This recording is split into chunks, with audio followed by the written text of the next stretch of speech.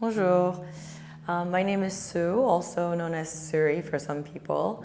I am a creative director and founder of a lifestyle brand that encompasses fashion, art, and beauty called Suri Paris, as well as Maison Suri, which we're sitting here at Maison Suri showroom. I'm based between Paris, Seoul, and the US, and mostly spend my time between Paris and Seoul. I mean, just like any girl, I've always been fascinated. I think it's almost any girl's dream to sort of be. I mean, Paris has always been a dream for a lot of girls around me and myself as well. And it's been a special place for me to explore. But when I was studying art history in the US, I thought that would be a great excuse and reason for me to plant myself here for a year. So I did my study abroad, Erasmus, like exchange student program, when I was in college in the US. And after I spent 1 year here, I felt brave enough to call this place my home. And I moved back here after I finished my studies to really implant this Parisienne inside me. So Suri Paris has been started 3 years ago with an idea of building this online and offline landmark where this could be a platform or a community where, girls and especially people that share similar interests and taste and sort of pursuits and lifestyle that really combines both the aesthetics between the East and the West, because I'm also heavily part of both culture, to bring it to this timeless and high-end aesthetic that really bring together this timeless idea of fashion as well as the art de vivre. I don't know if you're familiar with it. It's just the art of living. So that it makes fashion not only part of what you wear as part of clothing, but it's really a part of what you represent and what you would like to portray in for yourself as well as for those around you. So we really built this idea of building a brand that brings forth the whole concept of fashion as part of what you would like to represent, more than what you just follow as a trend or just each individual pieces of items. So the image that we like to pursue is this idea of cosmopolitan city woman pursue this international jet set lifestyle that are from this circle, I would say, circle of community and society where they really support art and everything that brings life in like all different spectrums. So it's not just about one-dimensional thing, but more so this full circle of being able to enjoy and put together this lifestyle in a full circle. So when I first started this brand, my idea wasn't to build a fashion brand, but more so building a maison and building a house which combines clothing and intimate items that you would see, anything that surrounds you, from scent to sound to music to everything that's really become a part of your life to make your life aesthetic and fulfilling and emotionally beautiful. And where I drew my creative ideas were really coming from like movie scenes and dramas and not necessarily popular cultures, because I've always been a big fan of more classical stories and musics.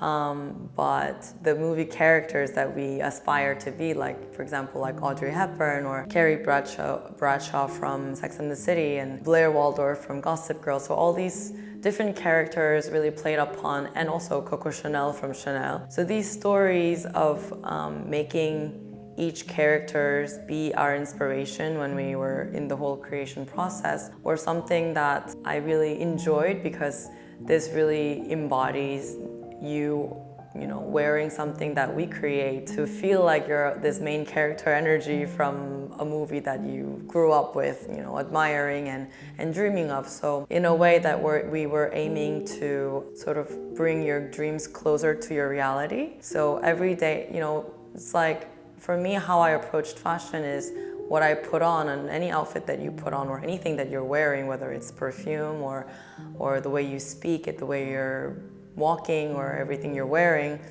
really becomes who you want to be, and that's something that you have the power to choose how you want to go about it, right? So I really liked this idea of putting on this full outfit, externally and internally, of something and someone that's close to who you want to become and who you see yourself to become, whether it's someone that already exists or someone that exists in your dream. So yeah, that's kind of my creative process, instead of sort of drawing it from more or less the trends that really expires with a very short lifespan. So I did not want to necessarily create this whole brand or the aesthetic behind this branding based upon this short-lived trends that circulates every 6 months, every year, because building your identity, fashion is essentially part of building your identity, and your identity for me shouldn't be something that changes, or that I believe in this evolution of it, but I don't think it's the right word to say you model it after just short-lived trends. So we really wanted to support and inspire women and our target around us, the community around us, to really build your persona around what you're really after and how you want to become in the next year, in the next 5 years, and in the lifespan that you have. That's a question that I get a lot. What does my normal workday looks like? Because when you're a creative director in so many different dimensions, because I'm as involved in the arts, in fashion, and also the design part of it, which seems very close to one another, and it really does go after the same sort of motives and aspiration and inspiration. But actually, industry-wise, art, design, and fashion are all kind of, really its own segments. And when you are really tapping into so many of these different industries, my day-to-day can look really different from one day to another. But usually I like to spend my morning organizing my day and just kind of sitting in front of a desk. I try not to arrange a lot of outside meetings in the morning time, so that way I can have my routine and also put together the things that we need to work on the files, on the papers, and a lot of the designs. So I spend the time in the office as well as the studio during the morning, and then I usually plan a lunch meeting or dinner meeting, and then studio visits or meetings and visits with designers, artists, partners, sometimes interviews. I also am an active part of, putting myself out there to doing a lot of interviews as well as lectures and things like that. So yeah, my day-to-day can look really different. I attend a lot of events and shows as well, which makes it exciting, and it's a huge part of our, publicity, as I am kind of functioning as a persona in terms of selling and really portraying this lifestyle that we like to pursue and to communicate with our community. Well, there's short-term and long-term plans and vision in terms of our brand. When I first started the brand, it necessarily wasn't my idea to end as a fashion brand. Like I said, just like how House of Chanel has become its own sort of character and identity as a full concept of house, and anything that they would do really has this DNA that really speaks across the entire designer house, which really isn't just about a piece of clothing or a pair of shoes. So essentially what we like to do is to really have this umbrella of what Suri represents as a whole, to really celebrate this external and internal, and both, physical and emotional celebration of aesthetics, beautiful both from Eastern philosophy as well as Western philosophy, and really something that celebrates the woman and celebrates those around us in a way that's not bound by certain limits. So what I'd like to say in terms of my long-term vision is that we've always wanted to create this landmark where people can physically come in, or to be a part of this online community where they share these interests that span across building themselves more emotionally and more artistically, as well as engaging more with the people that are in the shared community. So I would like to say that in the next 2-3 years, we are in the process of building this salon community in the offline space, where it really combines this idea of maison, where you walk in, there's this dress room, and where they would showcase, what this Suri girl would wear, as a closet, and then the salon part of it would be this community where you walk in and you are able to host events and and these small and big private to public events where we celebrate different things, different artists, different occasions, different ways of lifestyle. That's really part of what we communicate. So the total maison concept would include a library, a salon, a speakeasy, and also a spa, where it would really combine that whole beauty element, where we talk about fashion not only in the sense of external beauty but also inner beauty. So we introduce these different elements, what brings beauty and fashion and art into one plane, basically. I would really like to change, or I guess contribute is the right way, because I think everything has a direction of evolving instead of just simply changing. This whole short-lived life cycle of fashion trends, which we talk a lot these days about sustainability, which every brand, approaches it differently. But I just feel that personally it doesn't speak deeply, or for me, everyone should have an authentic way of approaching what really makes sense to their way of sustainability. And for me was not participating in this very short expiration dates of cycle of fashion, but more so finding your own taste and voice within fashion, so that it's sustainable because it's timeless and because it's something that you can stick with for a long time, instead of following this trend this year and then the next trend the next season. So it's interesting to follow certain different why these cycles happen and why these trends come in and go. But I think what I would really like to change and contribute in this existing fashion industry is more consciousness towards making long-lasting pieces.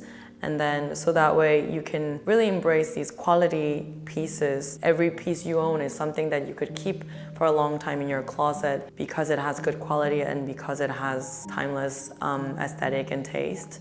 So that's something that I would really emphasize bringing forth to the fashion industry, that really in its current position, it really celebrates, okay, that's done for this season, and then you move on to the next season, and that's not the most sustainable way of living. And even if you package those new items in some sort of eco-friendly packaging, which actually in fact it costs more labor and finance and everything to make those. So in the end, it all becomes part of this big greenwashing, and that creates another problem. So I think it really needs to be brought back to the essence of what makes the most sense to make anything sustainable in this very fast-moving cycle of fashion, is to really focus on this timelessness and long-term taste, to be able to plant that in everyone's closet.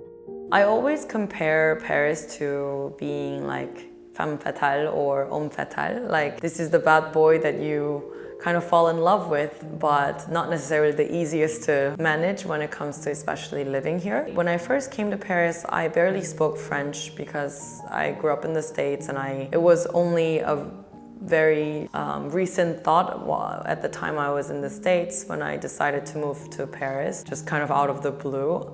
So, not speaking the language and not necessarily understanding fully the cultural sort of nuance and context, and also just the administration system that's very slow compared to the cultures that I was used to, as in especially in Korea and in New York and in DC, where things are a lot faster.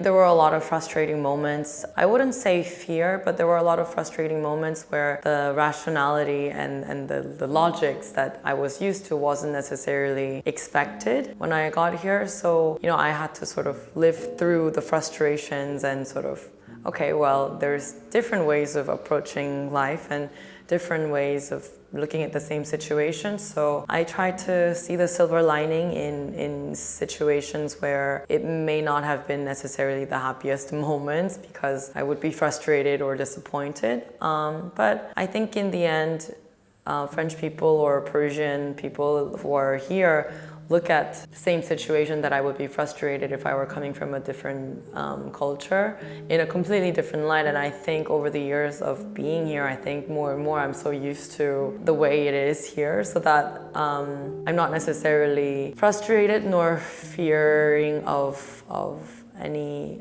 unexpected situation that could happen in a Parisian context. So yeah, I wouldn't say I have a lot of fears. No, not really.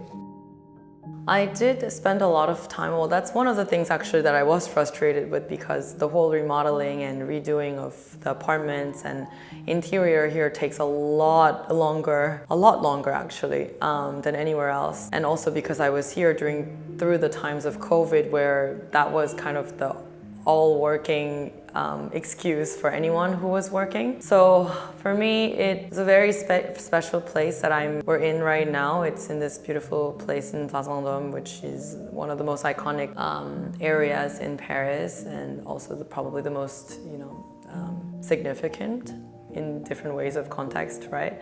But when it comes to the high-end luxury and fashion and jewelry, this is a very iconic spot. So I feel very lucky to have been based here for a long time, which has been already now 5 years. And for this 5 years, I've been slowly and fastly changed a lot, improved a lot of different interiors throughout my time that I was here. I love this whole Haussmannian styled interior, but this building itself is not necessarily Haussmannian, but it's more close to sort of this Italian architecture. So we have this very special arches that are kind of spread out through this the window.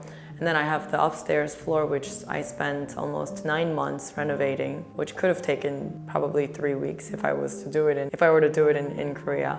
But I love, renovating spaces, because I think it brings such like a new, fresh outlook to the same old space. My aesthetic that I'm going for is usually this modern Parisian, modern French appeal, where recently this place is going to remodel also in this month for Art Basel, that's coming to Paris for the first time next month in October. So in time for that, I'm updating the space, more combining modern Korean and modern French.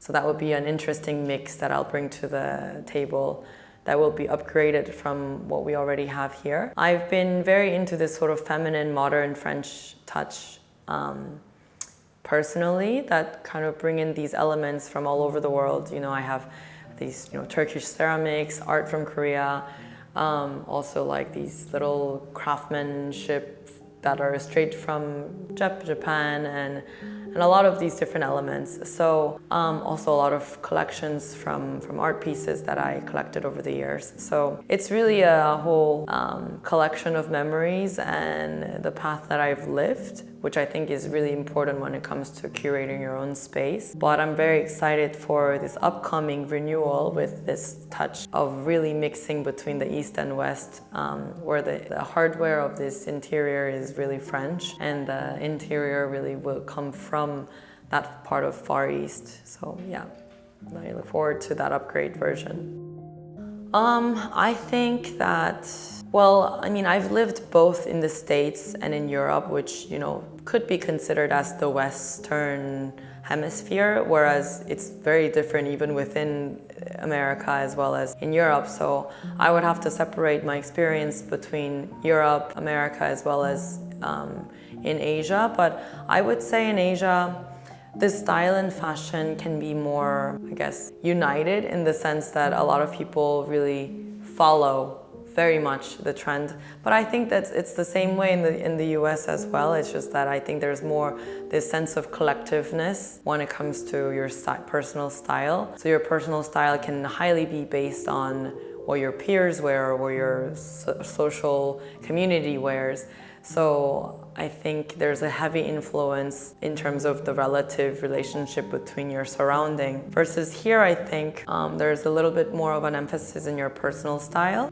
Even though you see, you categorize as Parisian style as like this, everyone wearing more black and this, and there's certain ideas that comes across when it comes to French style or Parisian style or European style. But I think that there's a little more focus on individual taste here. And then in Asia, I think that it's more common that people are very quick to following trends and seeing what other people are wearing, which really becomes interesting as a market, because that also really fosters a very, high-powered market and very fast-changing market. I think there's definitely more emphasis on this idea of timelessness and following your own sort of taste and voice.